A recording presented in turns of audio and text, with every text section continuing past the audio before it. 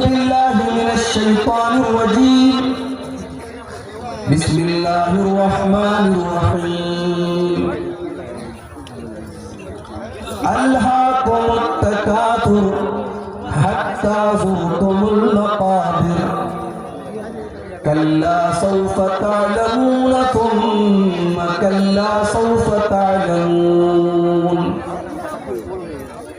كلا لو تعلمون علم اليقين لترون الجحيم ثم لترونها عين اليقين ثم لتسألن يومئذ عن النعيم.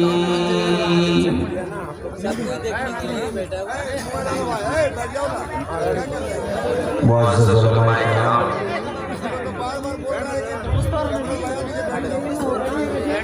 محترم بزرگوں، نوجوان ساتھیوں، پردہ نشین ماں اور بہنوں، پیارے بچوں،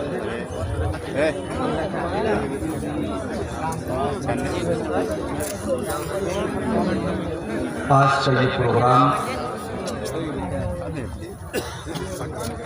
عیدگاہ کے تعاون کے لیے منعقد کیا گیا ہے۔ مجھے یہ بھی حکم دیا گیا ہے کہ میں آپ سے چندے کی بھی اپیل کروں۔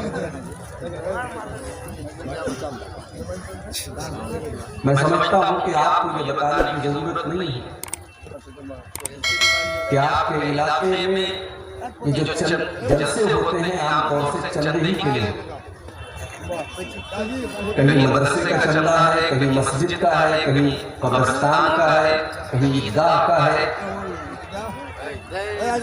اور آپ جب جلسے میں آتے ہیں تو یہ سوچ لے کر کے آتے ہیں کہ مجھے جلسے میں چندہ دینا ہے،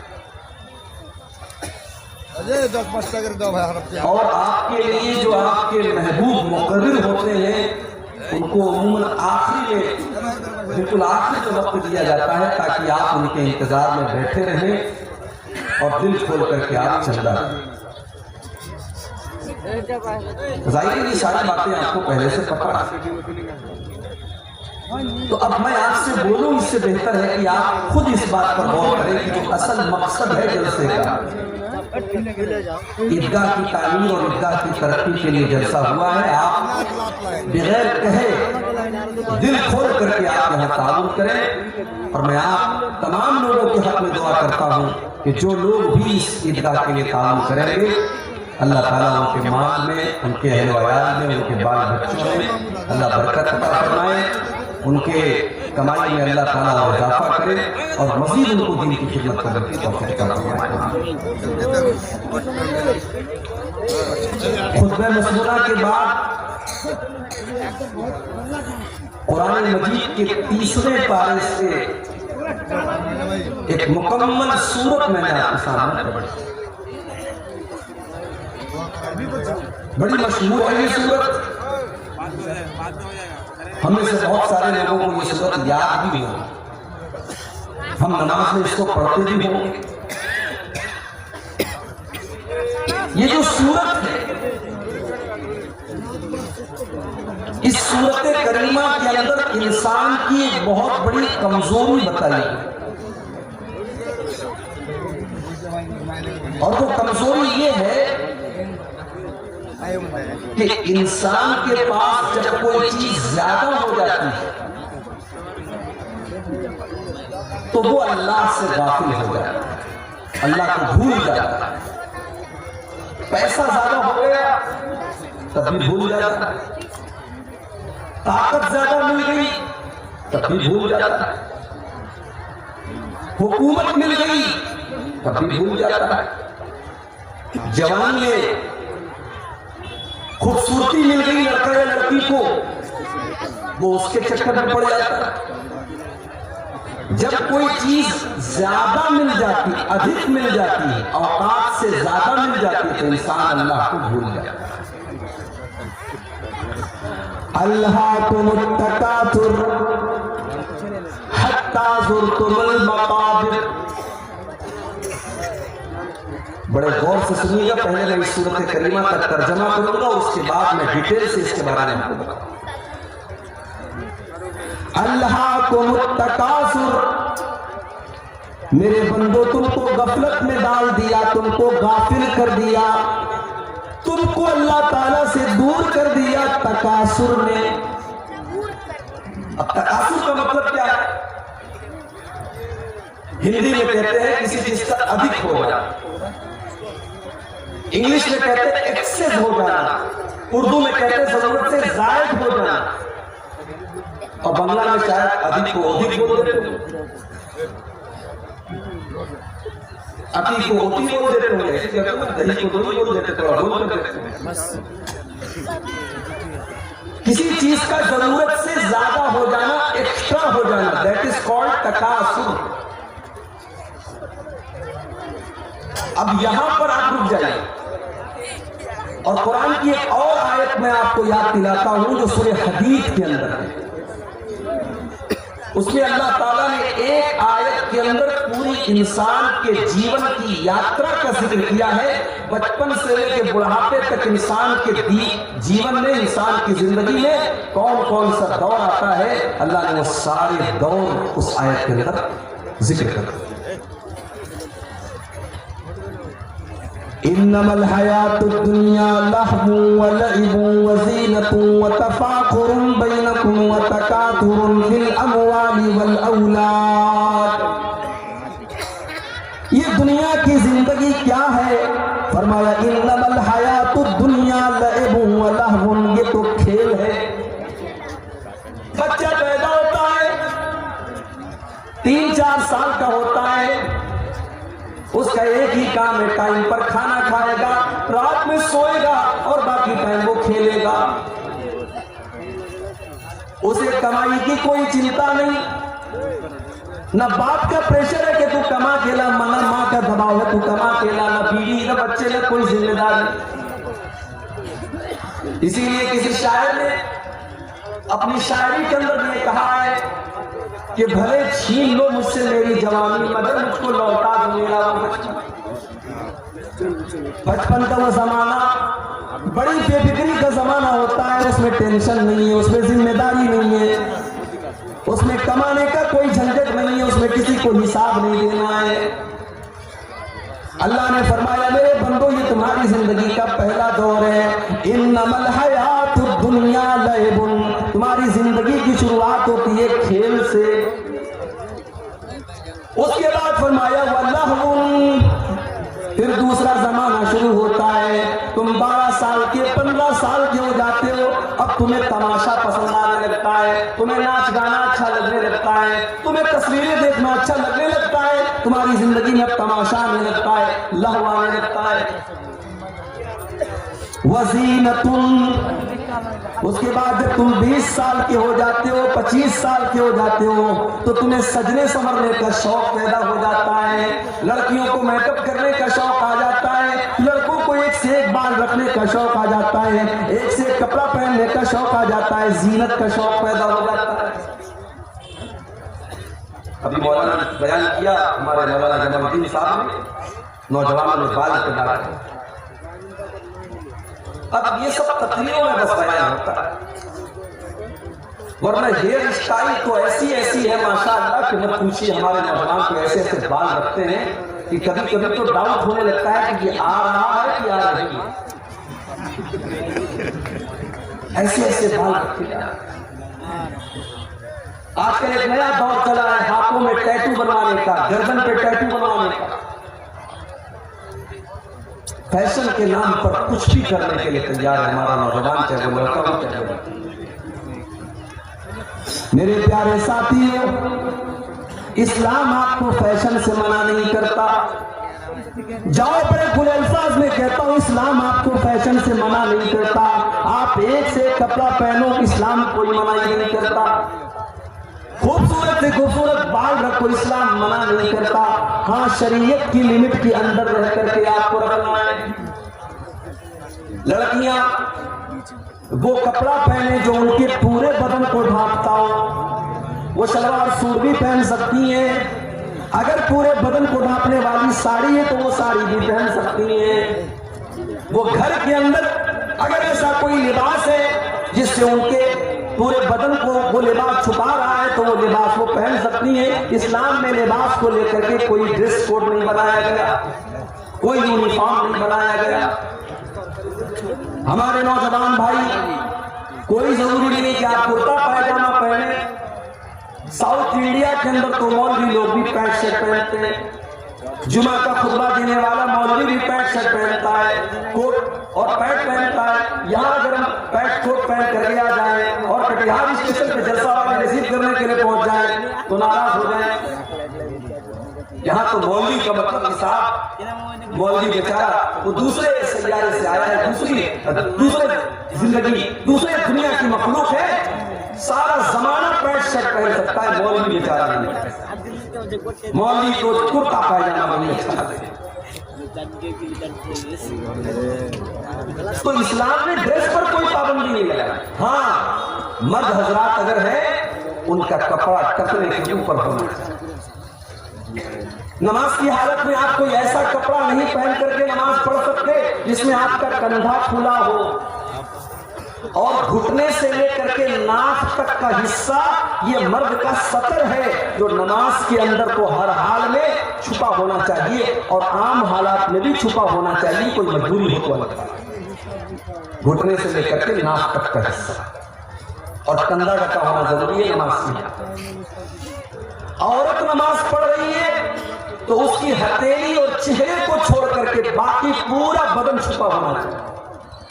ہمارے یہاں بہت ساری عورتیں ہاف آستین کا کپڑا پہنتی ہیں, اتنا ہاتھ ان کا کھلا رہتا ہے.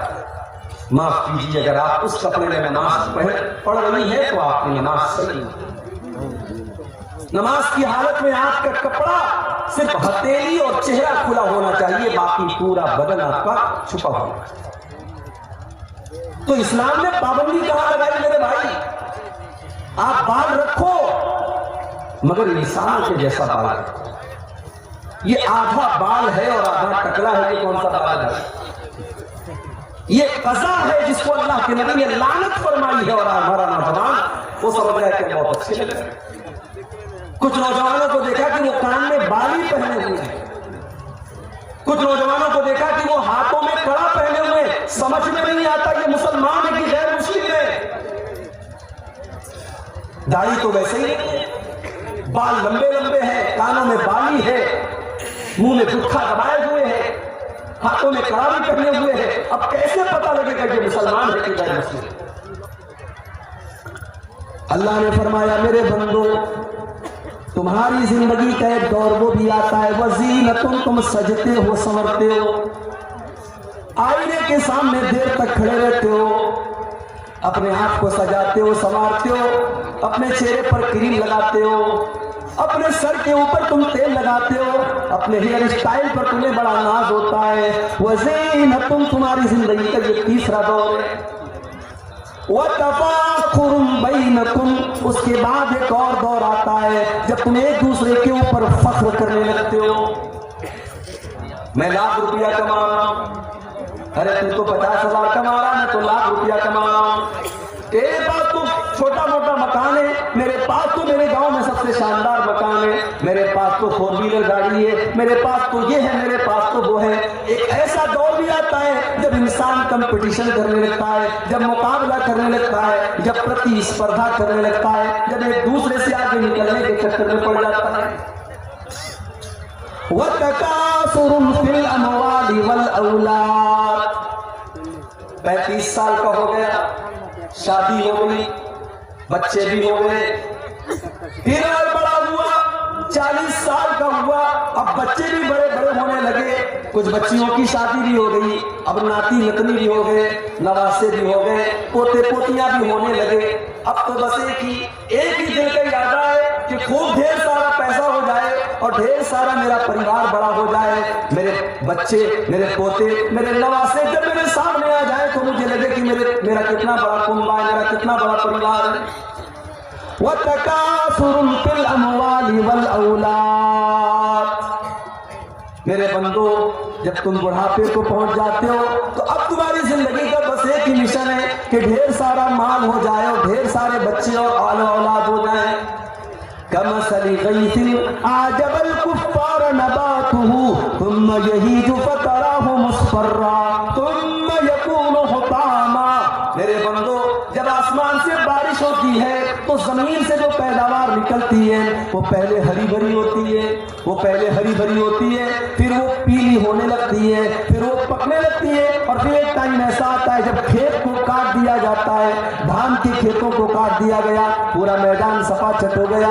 میرے بندو، ایک دن تمہاری زندگی کی فصل بھی کٹ جائے گی، ایک دن تمہاری جوانی ڈھل جائے گی، ایک دن تمہاری خوبصورتی ختم ہو جائے گی، تمہارا پیسہ ختم ہو جائے گا، تمہاری دولت ختم ہو جائے گی، تمہارے بدن کی طاقت ختم ہو جائے گی، تم کٹی ہوئی فصل کی طرح ہو جاؤ گے. اب آ جائیے آپ واپس قرآن کے 30ویں پارہ. الہاکم التکاثر. میرے بندو، تم کو غافل کر دیا ہے کثرت کی چاہت نے، زیادہ مال کمانے کے چکر میں، زیادہ پیسہ کمانے کے چکر میں، زیادہ طاقت کے نشے نے، زیادہ حکومت کے نشے نے تم کو اللہ سے غافل کر دیا ہے. وہ پیسہ کمانے والوں، پیسہ تو قارون کے پاس بھی بہت تھا، اتنا پیسہ تھا قارون کے پاس. قرآن کہتا ہے وَآتَيْنَاهُ مِنَ الْكُنُوزِ مَا إِنَّ مَفَاتِحَهُ لَتَنُوءُ بِالْعُصْبَةِ.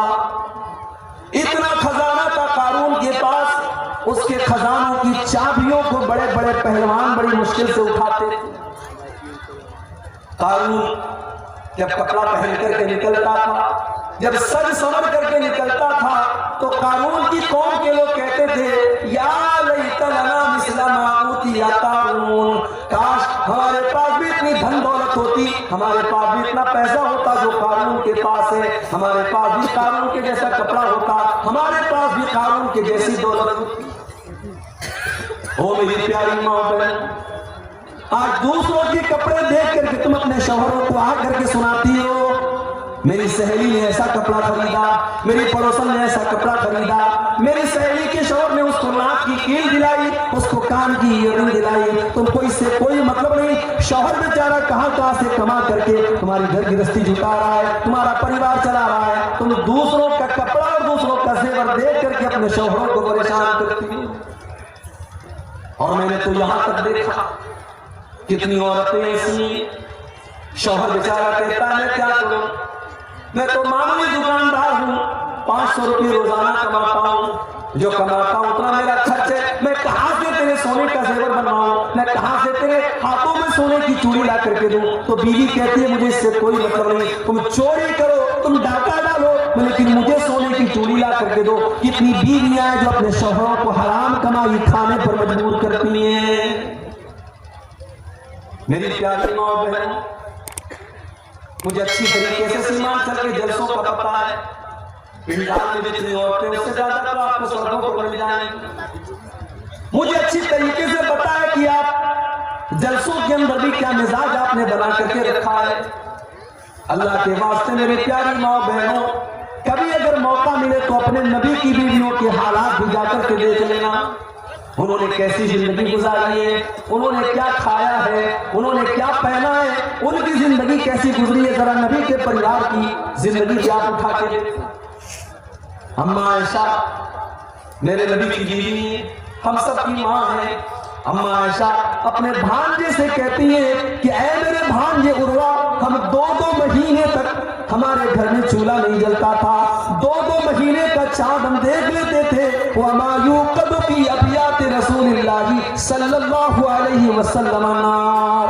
اللہ کے نبی کے گھر میں چولہا نہیں جلتا تھا.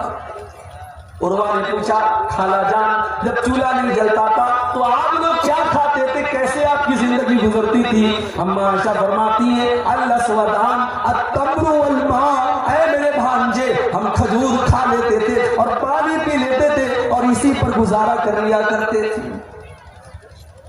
بڑی قربانیاں دی ہیں نبی کے گھر والوں نے، فاقے کیے، بھوکے رہے. ذرا نبی کے کمروں کا حال دیکھو. میں جب سیمانچل میں آج ایک مدرسے میں گیا، دیکھا کہ 3 300 बच्चियां पढ़ रही हैं। मदरसा छोटा सा है, टीन का शेड है, मिट्टी का फर्श है। मैंने देखा कि आज के दौर में जब लोगों के पास इतने शानदार मकान है, आज भी बिहार के और सीमांचल के अंदर ऐसे मदरसे चल रहे हैं कि कितनी बड़ी बात है। मुझे अल्लाह के नबी के कमरों की याद आई जिसका जिक्र हदीस की किताबों में किया गया। नबी के कमरे कैसे थे? हदीस में आता है मिट्टी का फर्श होता था, खजूर के पत्तों का और खजूर के दरख्तों का पिलर होता था और उसका छप्पर होता था। एक मामूली सा टाट का पर्दा लटका रहता था और छत की हाइट इतनी कम थी कि अगर हाथ उठाया जाए तो हाथ छत से टच कर जाता था। ये छोटे छोटे कमरे थे, ये प्यारे नबी का कमरा होता था।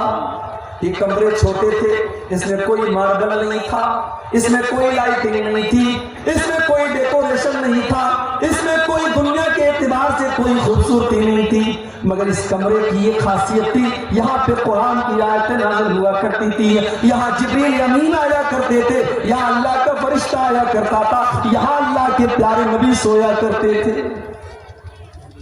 जब अब्दुल मलिक बिन मरवान का दौर आया और मस्जिद नबी को जब और लंबा चौड़ा किया जाने लगा, जब उसके विस्तार की योजना बनाई गई तो यह तय किया गया कि अल्लाह के नबी के कमरों को तोड़ दिया जाए। उस जमाने में हजरत सईद इब्न मुसय्यब जिंदा थे, जो बहुत बड़े ताबई थे। उन्होंने कहा, ऐ काश मेरे बस में होता तो मैं मना कर देता कि ओ लोगों, अल्लाह के नबी के इन कमरों को न तोड़ो, अल्लाह के नबी के इन कमरों को इनके हाल पर रहने दो, ताकि आने वाली नस्लें देखे कि जनाबे मोहम्मद रसूलुल्लाह की बीवियों ने कैसे कब्रों में जिंदगी गुजारी है, ताकि आने वाली नस्लें देखे कि उनके नबी ने कैसी जिंदगी गुजारी है।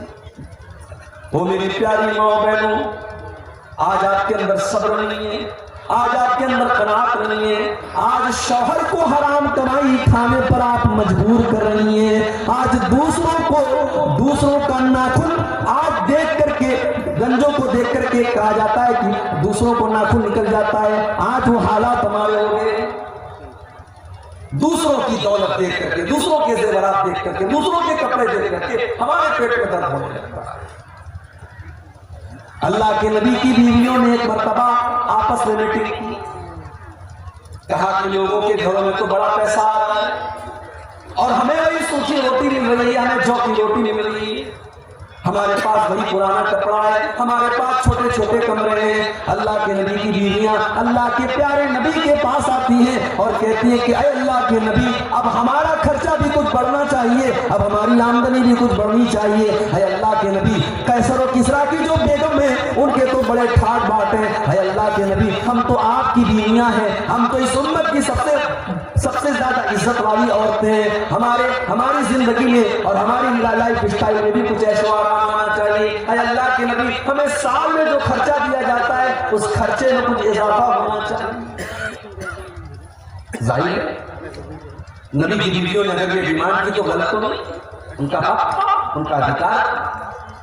मगर अल्लाह ने कुरान की आयत नाज़िल कर दी, अल्लाह ने सूरह अहज़ाब की आयत नंबर 27 और 28 नाज़िल कर दी, या अय्युहन नबी कुल लिअज़वाजिका इन कुंतुन्ना तुरिदनल हयातद दुनिया व ज़ीनतहा फ़तअलैना उमत्तिकुन्ना व उसर्रिकुन्ना सराहन जमीला।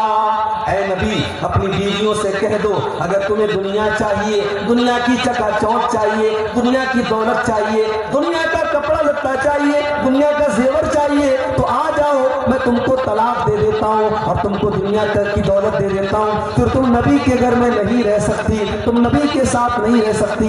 व इन कुंतुन्ना तुरिदनल्लाह व रसूलहू व दारल आखिरत फ़इन्नल्लाह अअद्दा लिल मुहसिनाति मिनकुन्ना अजरन अज़ीमा। लेकिन अगर तुम्हें अल्लाह से मोहब्बत है, रसूल से मोहब्बत है और आखिरत में अपना घर बनाना चाहती हो, तो जैसे नबी के घर में जिंदगी गुजर रही है वैसी जिंदगी गुजारो और काट लो, अल्लाह तुमको जन्नत अता फरमाए। जब ये दो आयतें नाज़िल हुई, अल्लाह के प्यारे नबी अपनी सबसे महबूब बीवी हजरत आयशा के पास आए। आयशा, तुमसे एक बात पूछना चाहता हूं, सोच समझ के तुम जवाब देना, कोई जल्दी नहीं। ہو سکے تو اپنے ماں باپ سے مشورہ کر لینا، اپنے ماں باپ سے پوچھ کر کے جواب دینا، لیکن سوچ سمجھ کر کے جواب دینا۔ اے اللہ کے نبی کیا بات ہے، اتنا سسپینس کیوں ہے، یہ آپ اتنی شرائط کیوں لگا رہے ہیں، پھر بات کیا ہے مجھے بتائیے۔ اللہ کے پیارے نبی نے قرآن کی یہی دونوں آیتیں پڑھ کر کے سنا دی۔ اے عائشہ، اللہ تعالیٰ تم کو چوائس دے رہا ہے، یا تو تم دنیا کی دولت لے لو لیکن نبی کو چھوڑ کے چلی جاؤ، اور یا تو نبی کے ساتھ پریشانی اٹھا لو، تم کو آخرت کی نعمتیں مل جائیں گی۔ اے عائشہ تم بتاؤ تمہاری چوائس کیا ہے، تم کیا چاہتی ہو؟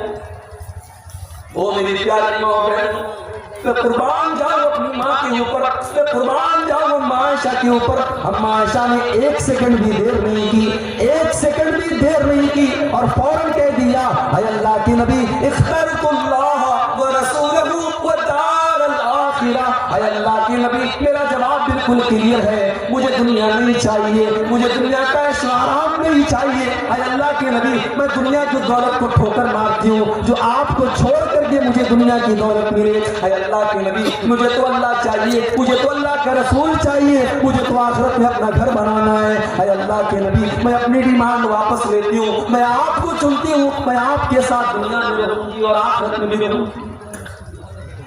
کبھی موقع ملے میری پیاری ماں تو ذرا نبی اکرم کی بیویوں کے حالات، لڑکی کی شادی آپ کرتے ہیں کیا دیکھتے ہیں آپ؟ لڑکا سرکاری نوکری میں ہے کہ نہیں؟ لڑکا 50,000 روپیہ مہینہ کما رہا ہے کہ نہیں کما رہا ہے؟ لڑکی اگر آپ کی خوبصورت ہے تو آپ کو لڑکا بھی ایک دم خوبصورت چاہیے۔ دینداری آج کون پوچھتا ہے میرے بھائی؟ آج دیندار لڑکے بیچارے پریشان ہیں، ان کے رشتے نہیں مل رہے، دیندار لڑکیاں پریشان ہیں، ان کے لیے رشتے نہیں مل رہے۔ لڑکوں کی ڈیمانڈ کہ لمبا چوڑا جہیز ملنا چاہیے، اور لڑکی والوں کی ڈیمانڈ کہ سرکاری نوکری والا اور اچھا کمانے والا اور لاکھوں کمانے والا داماد چاہیے۔ وہ لوگوں ذرا نبی کے چاروں داماد کے حالات بھی پڑھ لیں۔ نبی کو بھی اللہ نے 4 بیٹیاں دی تھی، اور اللہ کے نبی نے 4 بیٹیوں کی شادی کی، اور اللہ کی قسم نبی کی 4 بیٹیوں کی نکاح میں کوئی بارات نہیں آئی، کوئی جہیز نہیں لیا گیا، کوئی ڈیمانڈ نہیں کی گئی، کوئی بینڈ باجا نہیں بجایا گیا، کوئی گیت نہیں گایا گیا، کوئی حرام کام نہیں کیا گیا۔ اور نبی نے رشتے میں کیا دیکھا؟ دینداری دیکھی۔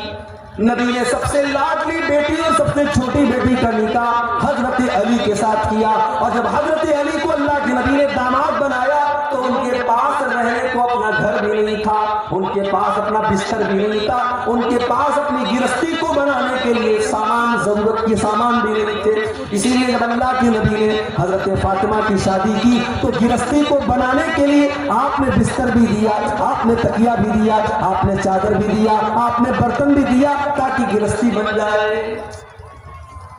نبی نے داماد کے اندر ایمانداری دیکھی، اخلاق دیکھا، کیریکٹر دیکھا، کردار دیکھا۔ شادی ہو گئی، نبی کی سب سے لاڈلی بیٹی سسرال میں سارے کام خود کرتی ہے، حسن و حسین کی پرورش بھی کر رہی ہے، اور پانی بھر بھر کے لا رہی ہے، گھر کی صفائی بھی کر رہی ہے، آٹا بھی اپنے ہاتھوں سے گوندھ رہی ہے، سارے گھر کے کام کر رہی ہے، کوئی نوکرانی نہیں ہے، کوئی غلام نہیں ہے، کوئی نوکر نہیں ہے۔ حضرت فاطمہ کو پتا چلا میرے ابا جان کے پاس کچھ غلام آئے ہیں، کچھ لونڈیاں آئی ہیں۔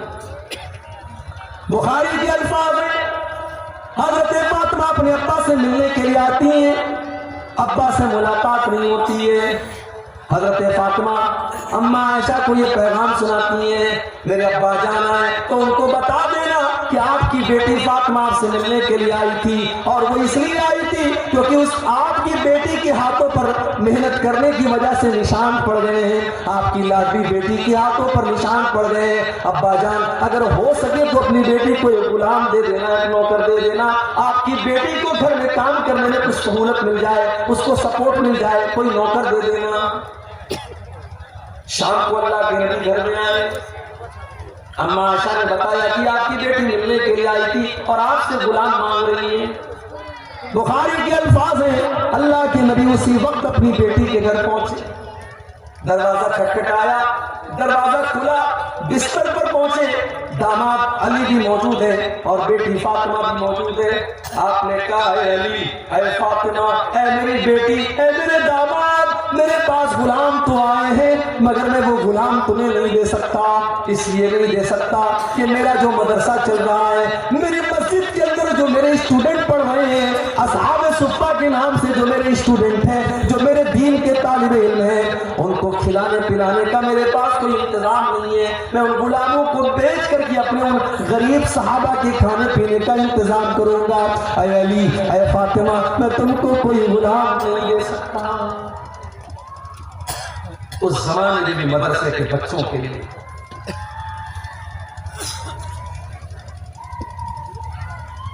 मदरसे के बच्चों के लिए नबी ने चंदा किया और आज भी चंदा करना पड़ता।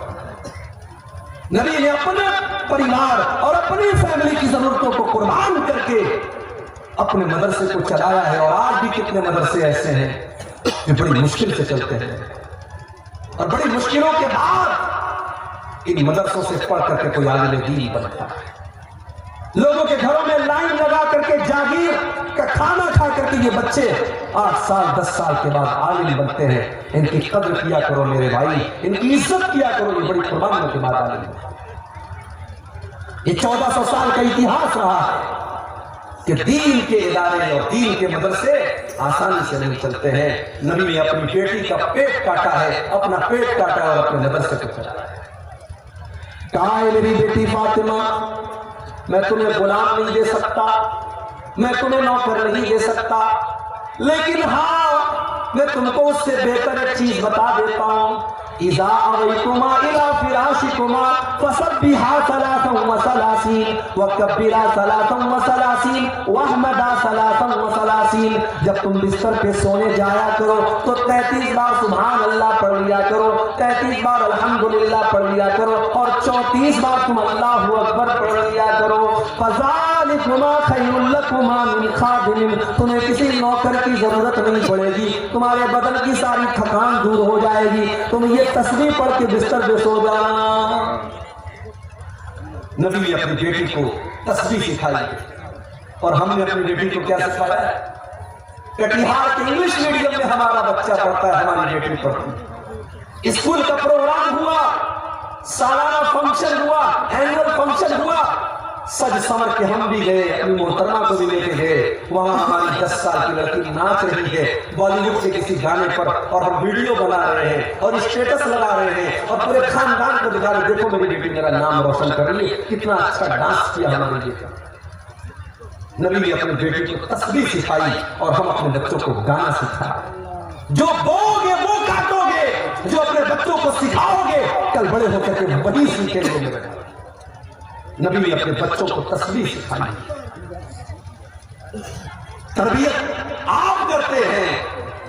नौजवान अगर बिगड़ा है, लड़के बिगड़े हैं, लड़कियां बिगड़ी हैं, तो सवाल यह है कि आप क्या कर रहे थे, आपकी जिम्मेदारी क्या थी, आपने अपनी जिम्मेदारी को कितना किया। नबी अकरम ने कैसी तरबियत की अपने बच्चों को, कि कैसा शोर आ रहा है।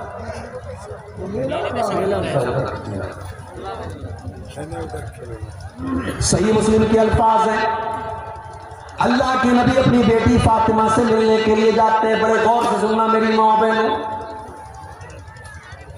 रात का टाइम है, शाम का